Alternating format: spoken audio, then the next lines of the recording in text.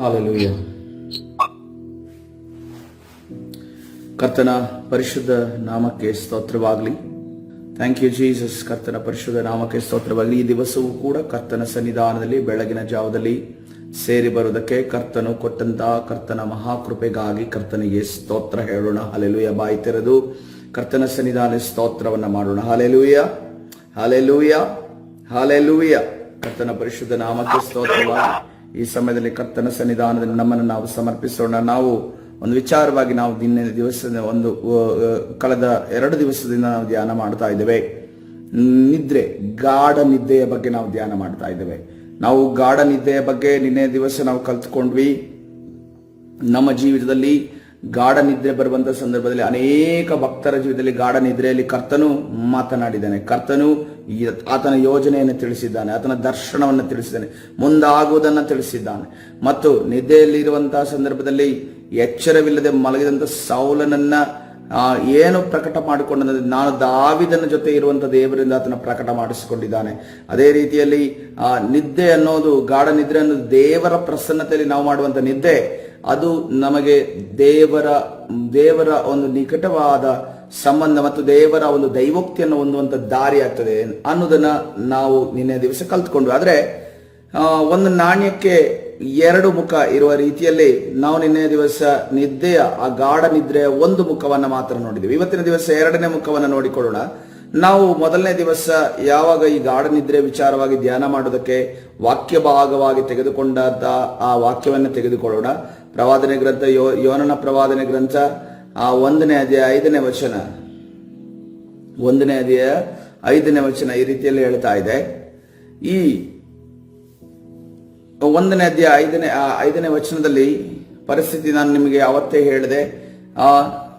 ಈ ಯೋನನು ದೇವರ ಮಾತನ್ನ ಕೇಳದೆ ತನ್ನ ದಾರಿಯಲ್ಲಿ ಆತನು ಹೊರಟು ನಿಂತಿದ್ದಾನೆ.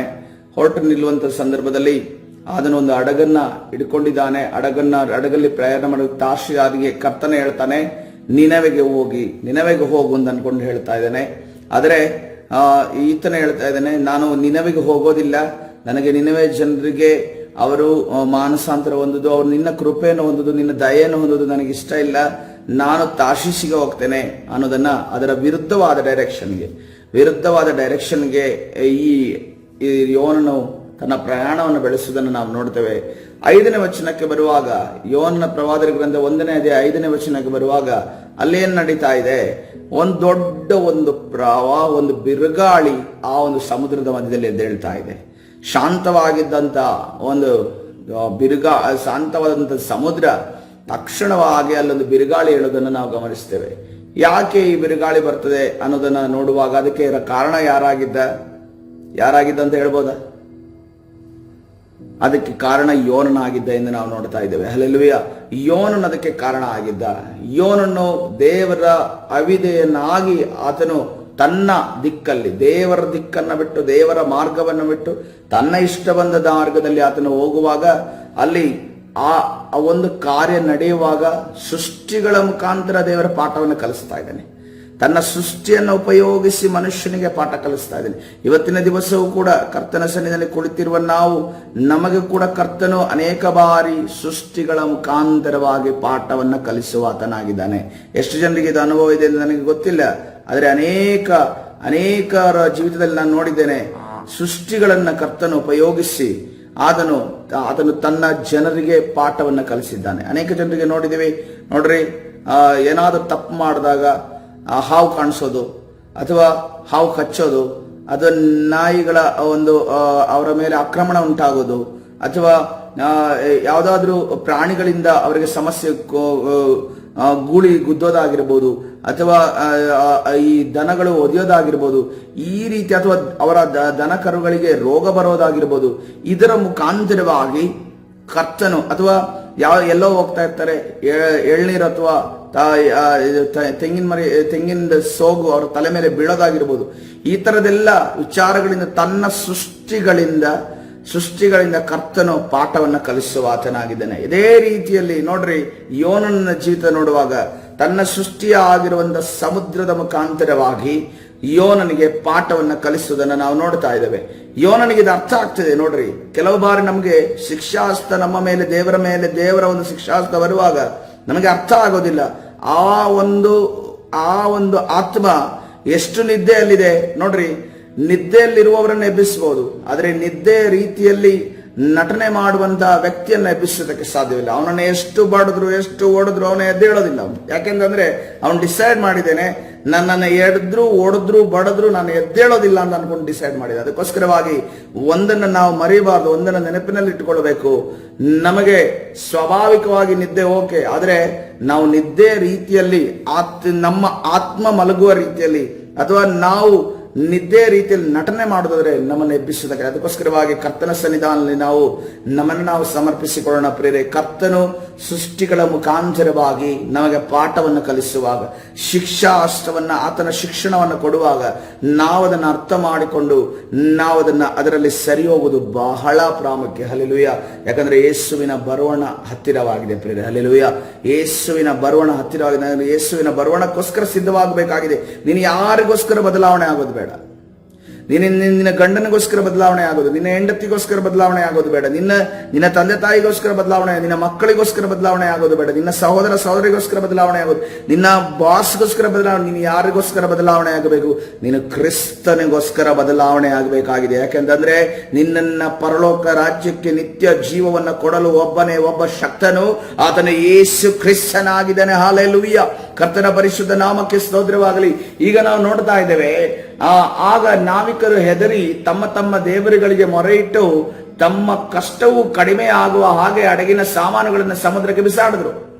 ಇಷ್ಟರೊಳಗೆ ಯೋನನು ಹಡಗಿನ ಒಳಭಾಗಕ್ಕೆ ಇಳಿದು ಮಲಗಿಕೊಂಡಿದ್ದನು. ಗಾಢ ನಿದ್ರೆ ಹತ್ತಿತ್ತು. ಹಲ್ಲೆಲೂಯಾ. ಲೋಕದಲ್ಲಿ ಏನು ಮುಳುಗೋದ್ರೂ ಕೂಡ ನನಗೆ ನಿದ್ದೆ ಬರುತ್ತೆ ಅನ್ನುವ ರೀತಿಯಲ್ಲಿ ಇರುವಂತ ವ್ಯಕ್ತಿಗಳು ಈ ಲೋಕದಲ್ಲಿದ್ದಾರೆ. ಆದರೆ ಇಂಥ ಒಂದು ಗಾಢ ನಿದ್ರೆ ಇದು ವೆರಿ ಡೇಂಜರಸ್ ಎನ್ನೋದು. ಇದು ನಮಗೆ ದೈವಿಕ ಪ್ರಕಟಣೆ ತಂದು ಕೊಡೋದಿಲ್ಲ. ಇದು ನಮಗೆ ದೇವರ ಮುಂದಿನ ವಿಚಾರ, ನಮ್ಮ ಜೀವಿತದಲ್ಲಿ ನಡೆಯುವ ಮುಂದಿನ ವಿಚಾರಗಳನ್ನು ಕಲಿಸ್ಕೊಡೋದಿಲ್ಲ. ಈ ನಿದ್ದೆ ನಮ್ಮನ್ನ ಏನ್ ಮಾಡುತ್ತೆ? ನಮಗೆ ಅಪಾಯವನ್ನು ಎದುರಿಸುವಂತೆ ಮಾಡುತ್ತೆ. ಕೊನೆಗೆ ಅವರು ಏನ್ ಮಾಡಿದ್ರು? ಆ ನಿದ್ದೆಯಲ್ಲಿದ್ದ ಯೋನನನ್ನೇ ಎತ್ತುಕೊಂಡು ಬಂದು ಏನ್ ಮಾಡಿದ್ರು?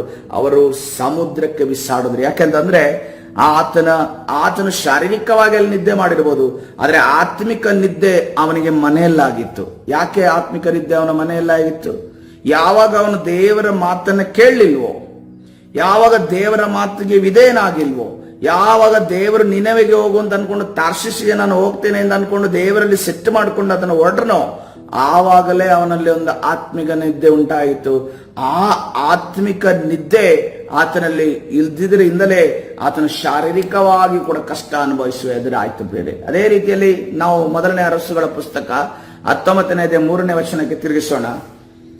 ಮೊದಲನೇ ಅರಸುಗಳ ಪುಸ್ತಕ 19ನೇ ಅಧ್ಯಾಯ 3ನೇ ವಚನ ನೋಡಿ. ನಾವು ಅನೇಕ ಇಲ್ಲಿ ಸತ್ಯವೇದವರು ಓದುವವರಿದ್ದೀರಿ, ಆರಾಧನೆ ಮಾಡುವವರಿದ್ದೀರಿ. ಅದೇ ರೀತಿಯಲ್ಲಿ ನಾವು ಪ್ರಾರ್ಥನೆ ಮಾಡುವವರಿದ್ದೇವೆ. ನಮಗೆ ಏನು ಬೇರೆ ಟಿವಿಯಲ್ಲಿ ಏನ್ ನೋಡಿದ್ರು ಏನಾಗಲ್ಲ, ಬೇರೆಯವ್ರ ಜೊತೆ ಮಾತನಾಡಿದ್ರು ಏನಾಗಲ್ಲ. ಸತ್ಯವೇದ ಓದೋದಕ್ಕೆ ಸ್ಟಾರ್ಟ್ ಮಾಡಿದ್ರೆ ಸಾಕು, ನಮಗೆ ನಿದ್ದೆ ಬರುತ್ತೆ.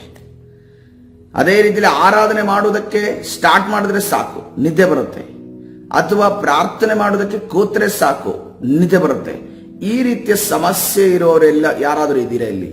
ಸೊ ಅದಕ್ಕೋಸ್ಕರವಾಗಿ ಈ ರೀತಿಯ ಸಮಸ್ಯೆ ಇರುವವರು ಇದ್ದಾರೆ ಪ್ರೇರೆ. ಅನೇಕ ಬಾರಿ ನಾವು ಹೇಳಿಕೊಳ್ಳುವುದಕ್ಕೆ ಬಯಸೋದಿಲ್ಲ. ಯಾಕೆಂದ್ರೆ ನಮ್ಗೆ ಏನಂತಂದ್ರೆ ವಿಶ್ವಾಸಿಗಳಾದ್ಮೇಲೆ ಅಥವಾ ಸೇವಕರಾದ್ಮೇಲೆ ನಮ್ಗೆ ಏನಂತಂದ್ರೆ ನಿದ್ದೆ ಮಾಡ್ತಾನೆ ಅಂತ ಅಂದ್ಕೊಂಡು ಅಂದ್ರೆ ಎಲ್ಲಿ ಅಂದ್ರೆ ಬೇರೆಯವ್ರು ಏನ್ ತಿಳ್ಕೊಬಿಡ್ತಾರೋ, ಬೇರೆಯವ್ರೆ ನಮ್ಮ ಒಂದು ಮಟ್ಟವನ್ನ ಯಾವ ರೀತಿಯಲ್ಲಿ ತೂಕ ಹಾಕ್ಬಿಡ್ತಾರೋ ಅಂತ ಅನ್ಕೊಂಡು ನಮಗ ಅನ್ಸುತ್ತೆ. ಆದ್ರೆ ನನಗೆ ಹೇಳ್ಕೊಳ್ಳೋದು ಬೇಡ, ಆದ್ರೆ ನಿಮಗೆ ನೀವೇ ಅದನ್ನ ತಿಳಿದುಕೊಳ್ಳುವವರು. ಒಂದು ವೇಳೆ ನನಗೆ ನಿದ್ದೆ ಬರುತ್ತಿರುವುದಾದರೆ ಪ್ರಾರ್ಥನೆ ಮಾಡುವಾಗ, ಆರಾಧನೆ ಮಾಡುವಾಗ, ನನಗೆ ಸ್ತೋತ್ರ ಮಾಡುವಾಗ ನನಗೆ ಸ್ತೋತ್ರ ಮಾಡೋದಕ್ಕಾಗೋದಿಲ್ಲ, ಸ್ತೋತ್ರ ಮಾಡದ ಕೂಡಲೇ ನನಗೆ ನಿದ್ದೆ ಬರುತ್ತೆ, ಅಥವಾ ಸಂದೇಶವನ್ನು ಕೇಳುವಾಗ ನನಗೆ ನಿದ್ದೆ ಬರುತ್ತೆ, ನಾವು ಎಚ್ಚೆತ್ತುಕೊಳ್ಳುವ ಅಗತ್ಯ ಇದೆ ಪ್ರಿಯರೇ. ಹಲ್ಲೆಲೂಯಾ. ಯಾಕೆಂತಂದ್ರೆ ಕರ್ತನು ನಮಗೆ ನೇರವಾಗಿ ನಮ್ಮ ಜೊತೆ ಮಾತಾಡಿದೆ. ನೋಡ್ರಿ, ಆಲೋಚನೆ ಮಾಡ್ರಿ. ಮೋಶೆ 40 ದಿವಸಗಳ ಕಾಲ ಹಗಲು ಇರುಳು ಆತನು ಬೆಟ್ಟಕ್ಕೆ ಹೋಗಿ ದೈವೋಕ್ತಿಯನ್ನು ಹೊಂದಿಕೊಂಡು ಬರುವುದಕ್ಕೆ ಹೋದಂತ ಸಂದರ್ಭ, ಒಂದು ವೇಳೆ ದೇವರು ಹೇಳುವಂತ ಮಾತನ್ನು ಕೇಳುವಂತ ಸಂದರ್ಭದಲ್ಲಿ ಮೋಶೆ ನಿದ್ದೆ ಮಾಡಿದ್ರೆ ಹೇಗಿರುತ್ತೆ? ಆಲೋಚನೆ ಮಾಡ್ರಿ. ನಿದ್ದೆ ಮಾಡಿದ್ರೆ ಹೇಗಿರುತ್ತೆ ಆಲೋಚನೆ ಮಾಡ್ರಿ. ಆ ದಶಾಜ್ಞೆಗಳು ಇಸ್ರೇಲರಿಗೆ ಸಿಗ್ತಾ ಇರಲಿಲ್ಲ. ಆ ದಶಾಜ್ಞೆಗಳು ಸಿಕ್ಕಿದ್ರು ಕೂಡ ಅದರ ತಾತ್ಪರ್ಯವನ್ನ ಸರಿಯಾದ ರೀತಿಯಲ್ಲಿ ಮೋಶೆ ಇಸ್ರೇಲರಿಗೆ ತಿಳಿಸೋದಕ್ಕೆ ಸಾಧ್ಯವಾಗ್ತಾ ಇರಲಿಲ್ಲ. ಅದೇ ರೀತಿಯಲ್ಲಿ ನೋಡುವಾಗ ಮೋಶೆ ವಿಚಾರವಾಗಿ ನಾವು ಹಳೆ ಒಡಂಬಡಿಕೆಯಲ್ಲಿ ನೋಡ್ತೇವೆ, ಮೋಶೆ ಕಂಡದ್ದನ್ನ ಇಲ್ಲಿ ಗುಡಾರದಲ್ಲಿ ಅವನು ಮಾಡಿದನೆಂದು ನಾವು ನೋಡ್ತೇವೆ. ಹಾಗಾದ್ರೆ ಆತನು ಆತ್ಮಿಕ ಮಂಡಲದಲ್ಲಿ ದೇವರು ತೋರಿಸಿರುವಂತ ಆ ದೇವ ದರ್ಶನದ ಗುಡಾರವನ್ನ, ದೇವರ ಆಲಯವನ್ನ ಮೋಶೆ ನೋಡಿದನೆಂದು ನಾವು ನೋಡ್ತಾ ಇದ್ದೇವೆ. ಅದನ್ನ ನೋಡಿದನ ನಿಮಿತ್ತವಾಗಿ ಅದನ್ನ ತಂದು ಈ ರೀತಿಯಲ್ಲೇ ದೇವರ ಆಲಯ ಕಟ್ಟಲ್ಪಡಬೇಕು ಅಂತ ಅನ್ಕೊಂಡು ಹೇಳಿದ. ಆ ದಿವಸ ಆತನು ನಿದ್ದೆ ಮಾಡದೇ ಇರುವಂತ ನಿಮಿತ್ತವಾಗಿ ಇವತ್ತಿನ ದಿವಸ ಪ್ರಿಯರೇ, ನಾವು ಆಲಯದ ವಿಚಾರವಾಗಿ ಪಿನ್ ಟು ಪಿನ್ ಕನ್ಸ್ಟ್ರಕ್ಷನ್ ನಾವು ಓದ್ತಾ ಇದ್ದೇವೆ. ಅದಕ್ಕೋಸ್ಕರವಾಗಿ ಕರ್ತನು ನಿಮ್ಮ ಜೊತೆ ಮಾತನಾಡುವಾಗ ನೀವು ನಿದ್ದೆ ಮಾಡುವುದಾದ್ರೆ ನೀವು ಕರ್ತನ ಮಾತನ್ನ, ಕರ್ತನ ಜೀವವುಳ್ಳಂತ ಆ ರೊಟ್ಟಿಯನ್ನ ಕಳೆದುಕೊಳ್ಳುವವರಾಗಿರ್ತೀರಿ. ಹಲ್ಲೆಲೂಯ. ಯಾವ ರೀತಿಯಲ್ಲಿ ಶಾರೀರಿಕವಾದ ಕಣ್ಣಿಗೆ ಕಾಣುವಂತ ರೊಟ್ಟಿಯನ್ನ ಕಳೆದುಕೊಳ್ಳುವಾಗ ಮನುಷ್ಯ ಕ್ಷೀಣವಾಗ್ತಾನೋ, ಅದೇ ರೀತಿಯಲ್ಲಿ ಈ ಆತ್ಮಿಕವಾದ ರೊಟ್ಟಿಯನ್ನು ನಾವು ಕಳೆದುಕೊಳ್ಳುವಾಗ ಆತ್ಮಿಕವಾಗಿ ಕ್ಷೀಣವಾಗ್ತೇವೆ. ನಾವು ನೋಡ್ತೇವೆ, ಮೊದಲನೇ ಅರಸುಗಳ ಪುಸ್ತಕ 19:3 ಇಲ್ಲೇನು ನಡೀತಾ ಇದೆ?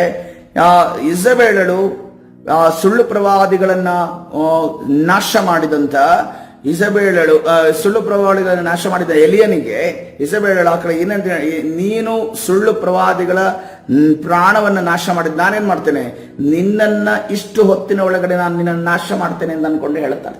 ಹೇಳುವಂತ ಸಂದರ್ಭದಲ್ಲಿ ಇದುವರೆಗೂ ಕೂಡ ಇಸಬೇಳಳು ಏನು ಹೊಸದಾದ ಕ್ಯಾರೆಕ್ಟರ್ ಅಲ್ಲ, ಹೊಸದಾದ ಒಂದು ವ್ಯಕ್ತಿ ಅಲ್ಲ. ಆದ್ರೂ ಕೂಡ ಈ ಮಾತು ಯಾಕೆ ಎಲಿಯನಿಗೆ ಭಯ ಹುಟ್ಟಿಸಿದ ಗೊತ್ತಿಲ್ಲ. ಅವನು 3ನೇ ವಚನ ನೋಡುವಾಗ, ಅವನು ಇದನ್ನು ಕೇಳಿದೊಡನೆ ತನ್ನ ಪ್ರಾಣ ರಕ್ಷಣೆಗಾಗಿ ಅಲ್ಲಿಂದ ಹೊರಟು ಯೆಹೂದದ ಬೆರ್ಷೆಬಕ್ಕೆ ಬಂದು ಅಲ್ಲಿ ತನ್ನ ಸೇವಕರನ್ನು ಬಿಟ್ಟನು.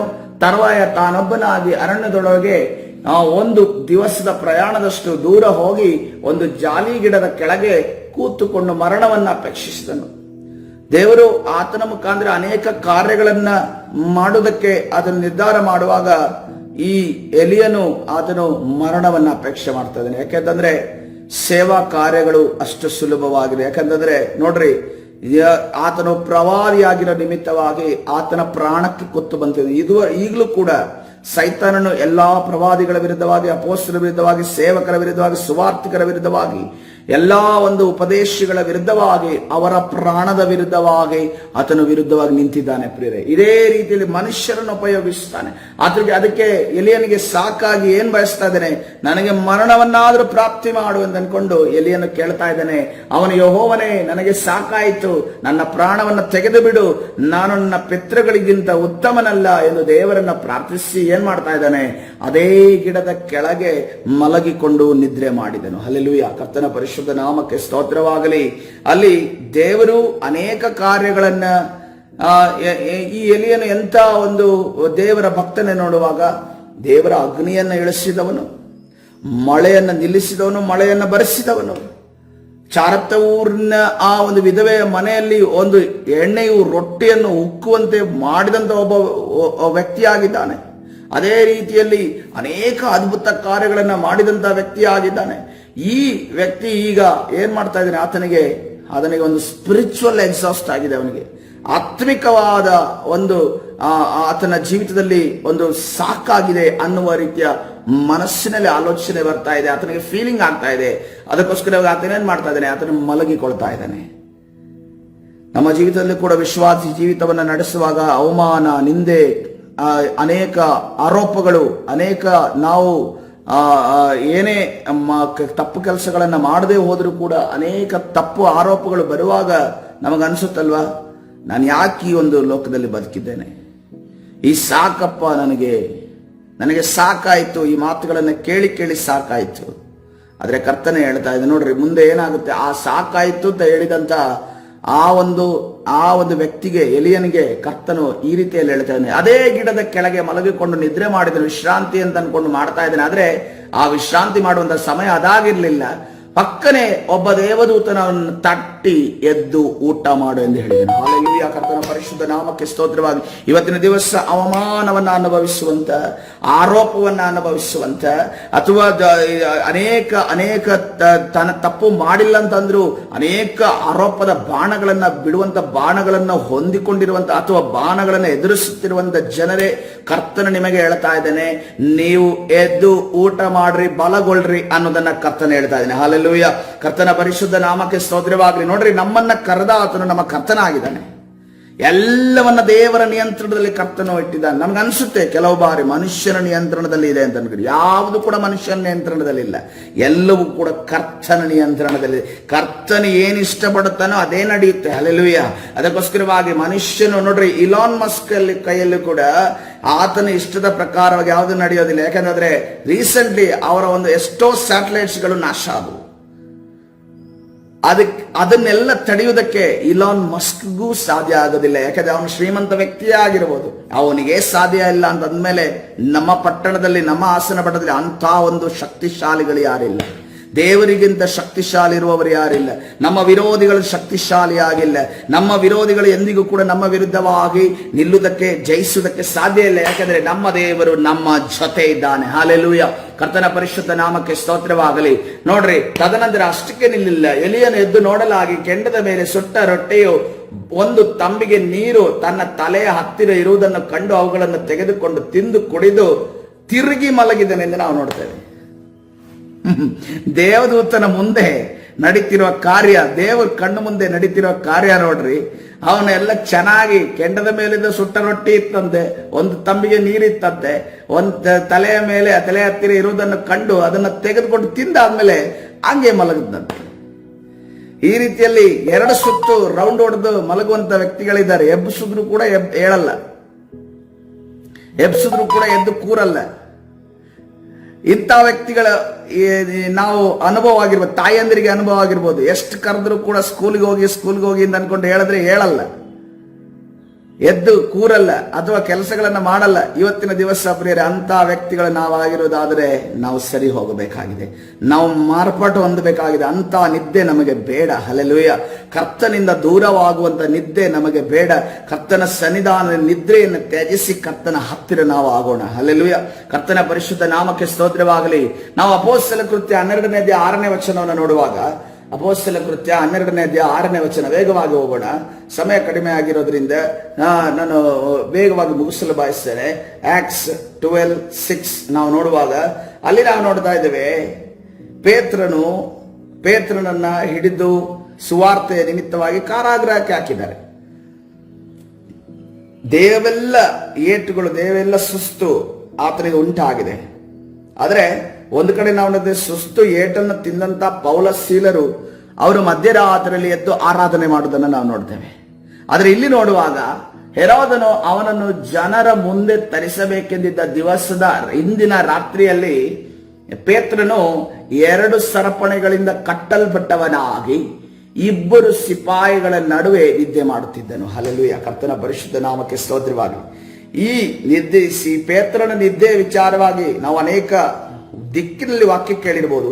ಆದ್ರೆ ಒಂದನ್ನು ಏನಂತಂದ್ರೆ, ನಮ್ಮ ಕಷ್ಟ ಬಂದಾಗಾದ್ರೂ ಕೂಡ ನಾವು ಎಚ್ಚೆತ್ತು ದೇವರನ್ನ ಕೂಗಬೇಕು. ಕೆಲವರು ಕಷ್ಟ ಬಂದಾಗಲೂ ಕೂಡ ಎಚ್ಚೆತ್ತು ಕೂಗದಂತ ಜನರಿದ್ದಾರೆ. ನಾನೇ ರೀಸೆಂಟ್ಲಿ ಒಬ್ಬರನ್ನ ನೋಡಿದೆ, ಅವರಿಗೆ ಬ್ರೈನ್ ಟ್ಯೂಮರ್, ಅವರಿಗೆ ಇನ್ನೂ ಕೂಡ ಮಕ್ಕಳು ಒಂದು ಸ್ಥಿತಿಗೆ ತಲುಪಿಲ್ಲ. ಯಾವುದೇ ರೀತಿಯಲ್ಲಿ ತಮಗೆ ಸ್ವಾಸ್ಥ್ಯ ಆಗಲಿ, ದುಡಿಮೆ ಆಗಲಿ ಇಲ್ಲ. ಯೇಸು ಕ್ರಿಸ್ತನ ಬಳಿಗೆ ಬರೋಣ, ಸ್ವಸ್ಥತೆಯನ್ನು ಹೊಂದಿಕೊಳ್ಳೋಣ, ಸುವಾರ್ತೆಯನ್ನು ರಿಸೀವ್ ಮಾಡೋಣ ಅಂತ ಅನ್ಕೊಂಡು ಎಷ್ಟು ಹೇಳಿದ್ರು ಕೂಡ ಕೇಳದಂತ ವ್ಯಕ್ತಿಯನ್ನು ನಾನು ನೋಡಿದ್ದೇನೆ. ನನಗೆ ಅಷ್ಟು ನೋವಾಗಿದೆ. ಯಾಕಂದ್ರೆ ಈ ರೀತಿಯಲ್ಲಿರುವಂತ ಜನರು ಕೂಡ ಇರ್ತಾರ. ಈ ರೀತಿಯಲ್ಲಿ ಕೂಡ ಯೇಸು ಕ್ರಿಸ್ತನನ್ನ ಒಂದು ಸ್ವಸ್ಥತೆ ಸಿಗುತ್ತೆ ಅಂತ ಅನ್ಕೊಂಡು ಹೇಳಿದ್ರು ಕೂಡ ಕೇಳದವರು ಇರ್ತಾರ. ಅದಕ್ಕೋಸ್ಕರವಾಗಿ ಅವರ ಹೆಂಡತಿಯಾದರೂ ರಿಸ್ಕ್ ತಗೊಂಡು ನಾನು ಮುಂದೆ ಬರ್ತೀನಿ, ಏನಾದ್ರೂ ಒಂದು ಮಾಡ್ತೀನಿ, ನನ್ನ ಗಂಡನನ್ನು ಉಳಿಸ್ಕೋತೀನಿ, ನನ್ನ ಮಕ್ಕಳು ತಂದೆಯನ್ನ ಉಳಿಸ್ಕೋತೀನಿ. ಯಾಕಂದ್ರೆ ನಾನು ಅವರ ಮಕ್ಕಳ ಜೊತೆ ನಾನು ಮಾತಾಡಿದ್ದೀನಿ. ನೋಡ್ರಪ್ಪ, ಈಗ ನಿಮ್ಗೆ ತಂದೆ ಇರೋ ತನಕ ನಿಮ್ಗೆ ಗೊತ್ತಾಗಲ್ಲ, ತಂದೆ ಬೆಲೆ ಗೊತ್ತಾಗಲ್ಲ.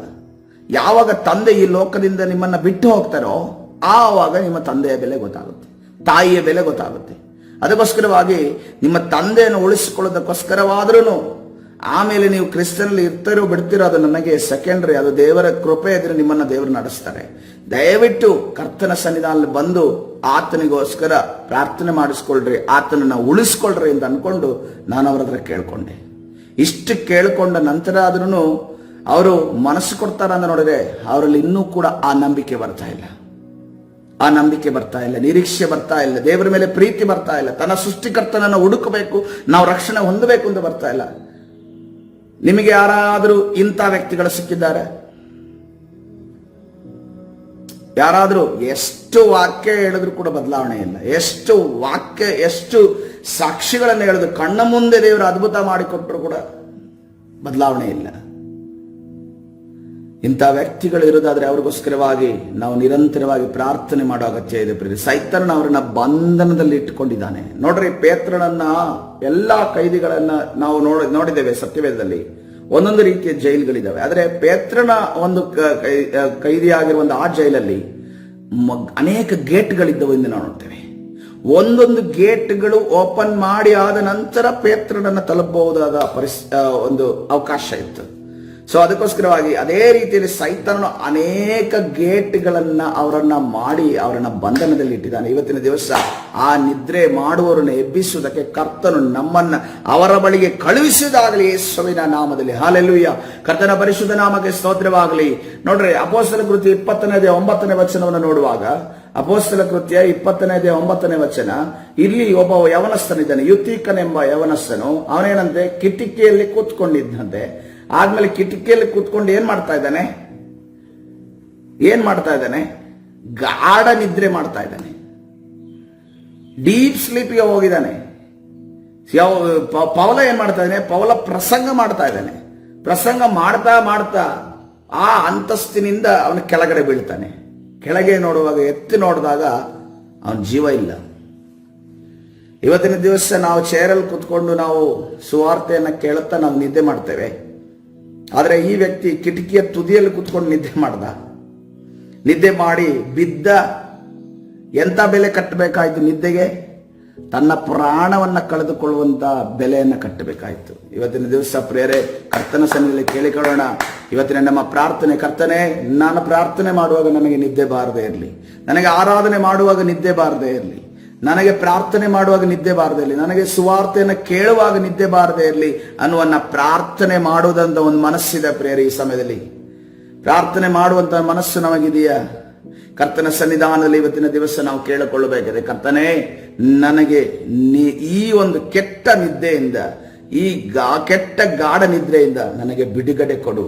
ಎಫೆಸ ಬರೆದ ಪತ್ರಿಕೆ 5ನೇ ಅಧ್ಯಾಯ 14ನೇ ವಚನ ಈ ರೀತಿಯಲ್ಲಿ ಹೇಳ್ತಾ ಇದೆ, ನಿದ್ರೆ ಮಾಡುವವನೇ ಎಚ್ಚರವಾಗು, ಸತ್ತವರನ್ನ ಬಿಟ್ಟು ಏಳು, ಕ್ರಿಸ್ತನು ನಿನಗೆ ಪ್ರಕಾಶ ಕೊಡುವನು ಎಂದು ಹೇಳಿದೆ. ಹಲ್ಲೆಲೂಯ. ಕರ್ತನ ಪರಿಶುದ್ಧ ನಾಮಕ್ಕೆ ಸ್ತೋತ್ರವಾಗಲಿ. ಇವತ್ತಿನ ದಿವಸ ನಿದ್ರೆ ಮಾಡುವವರನ್ನ ಕರ್ತನು ಬಂದು ತಟ್ಟಿ ಎಬ್ಬಿಸ್ತಾ ಇದ್ದಾನೆ. ನಿದ್ರೆ ಮಾಡುವವನನ್ನ ತಟ್ಟಿ ಎಬ್ಬಿಸ್ತಾನೆ. ಹೇಳ್ರಿ, ಪಕ್ಕದವರಿಗೆ ಹೇಳ್ರಿ, ನಿದ್ರೆ ಮಾಡುವವನೇ ಎಚ್ಚರವಾಗು ಅಂತ ಹೇಳ್ರಿ. ಸತ್ತವರನ್ನ ಬಿಟ್ಟು ಹೇಳು, ಕ್ರಿಸ್ತನು ನಿನಗೆ ಪ್ರಕಾಶ ಕೊಡುವನು. ಹಲ್ಲೆಲೂಯಾ. ಕರ್ತನ ಪರಿಶುದ್ಧ ನಾಮಕ್ಕೆ ಸ್ತೋತ್ರವಾಗಲಿ. ಕರ್ತನು ನಮಗೆ ಪ್ರಕಾಶ ಕೊಡುವುದಾಗಲಿ. ನಾವು ಕಲಿತಂದ ವಿಚಾರವನ್ನ ಒಂದು ಸಾರಿ ಮನಸ್ಸಿಗೆ ತಂದುಕೊಳ್ಳೋಣ. ಯೋನನ ಜೀವಿತದಲ್ಲಿ ನಾವು ನೋಡಿದ್ವಿ, ಯೋನನು ಅವಿಧೇಯತೆ ಉಂಟಾದಾಗ ಆತನಲ್ಲಿ ಒಂದು ಆತ್ಮಿಕ ನಿದ್ದೆ, ಶಾರೀರಿಕ ನಿದ್ದೆ ಉಂಟಾಯಿತು. ಅರಸುಗಳ ಪುಸ್ತಕದಲ್ಲಿ ಎಲಿಯನಲ್ಲಿ ನೋಡುವಾಗ ಆತನು ಯಾವಾಗ ದೇವರ ವಿಚಾರವಾಗಿ ಕಾರ್ಯ ಮಾಡುವಾಗ ಭಯವನ್ನು ಹೊಂದಿದನೋ ಆತನಲ್ಲಿ ಒಂದು ಆತ್ಮಿಕ ಮತ್ತು ಶಾರೀರಿಕ ನಿದ್ದೆ ಉಂಟಾಯಿತು. ಆ ಅಪೊಸ್ತಲ ಕೃತ್ಯದಲ್ಲಿ ಪೇತ್ರನನ್ನು ನೋಡುವಾಗ ಆತನು ಅಷ್ಟೊಂದು ಕಷ್ಟಗಳನ್ನು ಅನುಭವಿಸಿ ಆ ಕಾರಾಗೃಹ ಬಂದರೂ ಕೂಡ ಕಷ್ಟಗಳ ಮಧ್ಯದಲ್ಲಿ ಅದನ್ನು ದೇವರನ್ನು ಸ್ತುತಿಸಬೇಕಾಗಿತ್ತು. ಆದ್ರೆ ಆ ಒಂದು ದಿಕ್ಕಲ್ಲಿ ನೋಡುವಾಗ, ಈ ವಾಕ್ಯವನ್ನು ನೋಡುವಾಗ ಆತನು ಮಲಗಿದ್ದನೆಂದು ನಾವು ನೋಡ್ತಾ ಇದ್ದೇವೆ. ಅದೇ ರೀತಿಯಲ್ಲಿ ಅಪೊಸ್ತಲ ಕೃತ್ಯ ಇನ್ನೊಂದು ಕಡೆ ವಿತ್ವಿಕನೆಂಬ ವ್ಯಕ್ತಿ ಆತನು ವಾಕ್ಯ ಕೇಳುವಾಗ ಆತನು ಮಲಗಿದನು. ದೈವಿಕ ಕಾರ್ಯ ಆಗುವಾಗ ನಾವು ಮಲಗಿರುವುದಾದ್ರೆ ದೇವರು ನಮಗೆ ಕೊಡುವಂತ, ದೇವರು ನಮ್ಮ ಜೊತೆ ಮಾತನಾಡುವಂತ, ನಾವು ಅದರಿಂದ ನಾವು ನಮಗೆ ಸಿಗುವಂತದನ್ನ ನಾವು ತಪ್ಪಿಸಿಕೊಳ್ಳುವವರಾಗಿದ್ದೇವೆ ಬೇರೆ. ಅದಕ್ಕೋಸ್ಕರವಾಗಿ ಕರ್ತನ ಸನ್ನಿಧಾನದಲ್ಲಿ ಕರ್ತನ ಹೇಳ್ತಾ ಇದ್ದಾನೆ, ಎಲ್ರಿಗೂ ಕೂಡ ನಿದ್ರೆ ಮಾಡುವವನೇ ನೀನು ಎಚ್ಚರವಾಗು, ಸತ್ತವರನ್ನ. ಯಾಕಂತಂದ್ರೆ ನಿದ್ದೆ ಅನ್ನೋದು, ನಿದ್ದೆ ಅನ್ನೋದು ಸತ್ತವರಿಗೊಂದು ನಿದ್ದೆ ಇದೆ. ಆ ನಿದ್ದೆ ಮತ್ತೆ ತಿರುಗಿ ಬಾರದೇ ಇರುವಂತ ನಿದ್ದೆ, ಅಂತ ನಿದ್ದೆಗೆ ನಾವು ಹೋಗಬಾರದು.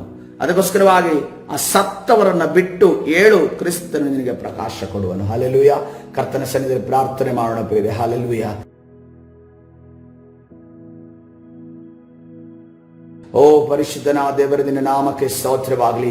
ಈ ಬೆಳಗಿನ ಜಾವದಲ್ಲಿ ಕರ್ತನೆ ನಿನ್ನ ಸಾನ್ನಿಧ್ಯದಲ್ಲಿ ಕರ್ತನೆ ಸೇರಿ ಬಂದಿರುವಂತಹ ಎಲ್ಲಾ ನಿನ್ನ ಮಕ್ಕಳ ನಿನ್ನ ಕರಗಳಿಗೆ ಒಪ್ಪಿಸ್ತೇನೆ ಕರ್ತನೆ. ರಾಜ, ಯಾರ್ಯಾರಿಗೆ ಸ್ವಾಮಿ ಆತ್ಮಿಕ ನಿದ್ದೆ ಉಂಟಾಗಿದೆಯೋ ಕರ್ತನೆ, ಅದೇ ರೀತಿಯಲ್ಲಿ ಪ್ರಾರ್ಥನೆ ಮಾಡುವಾಗ, ಆರಾಧನೆ ಮಾಡುವಾಗ ಕರ್ತನೆ ರಾಜ, ಸತ್ಯವೇದವನ್ನು ಓದುವಾಗ ಕರ್ತನೆ, ಅದೇ ಅಥವಾ ಸ್ವಾಮಿ ಕರ್ತನೆ ತನ್ನ ಕಾರ್ಯಗಳನ್ನು ಮಾಡುವಾಗ ಕರ್ತನೆ ರಾಜ ಶಾರೀರಿಕ ನಿದ್ದೆ ಉಂಟಾಗಿದೆಯೋ ಕರ್ತನೆ ರಾಜ, ದೇಹದಲ್ಲಿ ಒಂದು ಜಡತ್ವ ಉಂಟಾಗಿದೆಯೋ ಅದೆಲ್ಲವನ್ನ ನಜರೇತಿನ ಯೇಸುವಿನ ನಾಮದಲ್ಲಿ ಬಂಧಿಸಿ ಮುರಿದಾಗ್ತದೆ. ನಿನ್ನ ಪರಿಶುದ್ಧ ರಕ್ತವನ್ನು ಪ್ರೋಕ್ಷಿಸುತ್ತಾರೆ. ಬಿಡುಗಡೆ ಕೊಡು ಸ್ವಾಮಿ. ಈಗಲೇ ಸ್ವಾಮಿ ನಿನ್ನ ಸಾನ್ನಿಧ್ಯ ಅವರ ಮೇಲೆ ಇಳಿದು ಬರಲಿ. ಅವರಿಗೆ ಬಿಡುಗಡೆ ಕೊಟ್ಟು ನಿನ್ನ ನಡೆಸೋದಕ್ಕಾಗಿ ಸ್ತೋತ್ರ.